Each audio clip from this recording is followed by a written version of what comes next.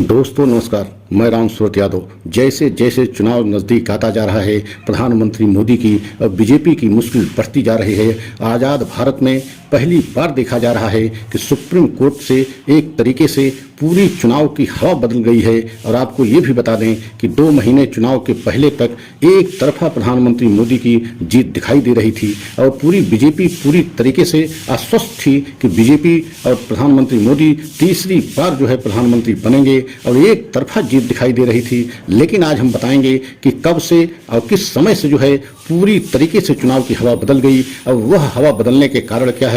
क्या supreme court की वजह से 2024 चुनाव की पूरी हवा बदल गई है। और ये माना जा रहा है कि जैसे जैसे चुनाव नजदीक आता जा रहा है, प्रधानमंत्री मोदी की मुश्किल बढ़ती जा रही है और पूरी बीजेपी जो है बेहद हैरान परेशान है। तो अगर हमारे चैनल पर पहली बार हैं तो चैनल को लाइक सब्सक्राइब कर लें, वीडियो को अंत तक जरूर देखें। सबसे पहले आपको याद दिलाना चाहते हैं कि चुनाव के 2 महीने पहले तक पूरी तरीके से बीजेपी एक तरफा बढ़त बनाए रखी थी और पूरी तरीके से आपने देखा कि इंडिया गठबंधन लड़ाई में बिल्कुल नहीं दिखाई दे रहा था। लेकिन आप समझिए और उस समय की घटना को याद कीजिए जब जो है चंडीगढ़ मेयर के चुनाव को लेकर के पूरे देश के सामने धांधली का पर्दाफाश डीवाई चंद्रचूड़ चीफ जस्टिस ने अपने स्वयं बेंच में पूरे देश के सामने एक ऐसे धांधली का पर्दाफाश किया जिसमें पूरी तरीके से बीजेपी एक्सपोज हो गई। मतलब बीजेपी का मेयर चंडीगढ़ का जो जीता था पूरी तरीके से धांधली से जीता था और चीफ जस्टिस ऑफ इंडिया ने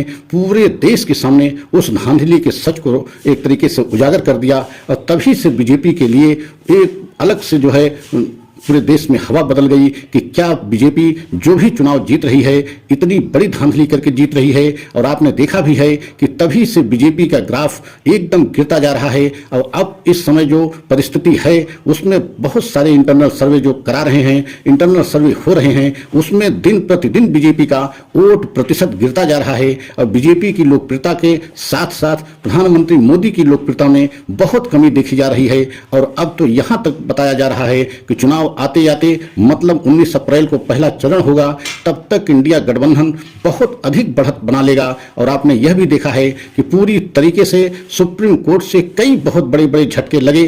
और आपने मेयर का चुनाव देखा, उसके बाद इलेक्टोरल बॉन्ड का पूरा डाटा जो है सच जब देश के सामने आ गया तो भ्रष्टाचार का लेवल एक तरीके से प्रधानमंत्री की सरकार पर लग गया। क्योंकि प्रधानमंत्री मोदी जी भ्रष्टाचार समाप्त करने की बात कर रहे थे, लेकिन इलेक्टोरल बॉन्ड का डाटा जब से पूरे देश के सामने आ गया तब से एक तरीके से प्रधानमंत्री मोदी ही नहीं पूरी बीजेपी एक्सपोज हो गई। क्योंकि कानून बना करके प्रधानमंत्री मोदी ने एक ऐसा चंदा लेने का धंधा बनाया था जो पूरे देश में चर्चा का विषय था और बीजेपी ने सबसे अधिक चंदा पाया। मतलब 50-55% बीजेपी को चंदा मिला। और उसमें भी विशेष बात ये रही कि जिन कंपनियों पर ईडी सीबीआई की कार्रवाई हुई उन कंपनियों ने, बड़ी बड़ी कंपनियों ने बहुत ज्यादा बीजेपी को चंदा दिया और उसके बाद जो है ईडी सीबीआई की कार्यवाही बंद हो गई। तो आप समझ सकते हैं कि कानून बना करके इलेक्टोरल बॉन्ड के माध्यम से बीजेपी ने बेतहाशा चंदा लिया और इसका भी उजागर चीफ जस्टिस ऑफ इंडिया ने किया। और चीफ जस्टिस ऑफ इंडिया ने ऐतिहासिक फैसला करते हुए 2018 में बनाए हुए प्रधानमंत्री मोदी के कानून को एक तरीके से बदल दिया और पूरे देश के सामने इलेक्टोरल बॉन्ड का सच जो है रख दिया। और तभी से एक तरीके से पूरे देश में ये चर्चा चलने लगी, हर देशवासी के मन में सवाल उठने लगा कि क्या प्रधानमंत्री मोदी जी इतने बड़ा भ्रष्टाचार के लिए कानून बनाए थे कि मनचाहा धंधा दिया जाए और उससे चंदा लिया जाए। मतलब आप समझ नहीं सकते कि इस समय बीजेपी का ग्राफ दिन प्रतिदिन गिरता जा रहा है। और यही कारण है कि अब आजाद भारत में ये पहली बार देखा जा रहा है कि जब विपक्ष से कहीं ज्यादा जो है सुप्रीम कोर्ट जो है रोल अदा कर रहा है और सबसे ज्यादा बीजेपी को अगर इस समय नुकसान हो रहा है तो सुप्रीम कोर्ट से हो रहा है। और उधर आप देख रहे हैं कि फटकार पे फटकार, झटके पे झटका जो है बीजेपी सरकार को सुप्रीम कोर्ट से लग रहा है। और अब ईडी को लेकर के, ईडी के अधिकारों को लेकर के जिस तरीके से ईडी ने विपक्ष के बड़े बड़े नेताओं को जेल भेजा, यहां तक कि इस समय भी अरविंद केजरीवाल जेल में हैं। तो आप समझ सकते हैं कि मुख्य मुख्यमंत्री, मौजूदा मुख्यमंत्री को भी जेल भेजने में ईडी ने गुरेज नहीं किया और यही कारण है कि क्या अब ईडी के अधिकारों को लेकर के भी सुप्रीम कोर्ट से कोई बड़ा फैसला आएगा।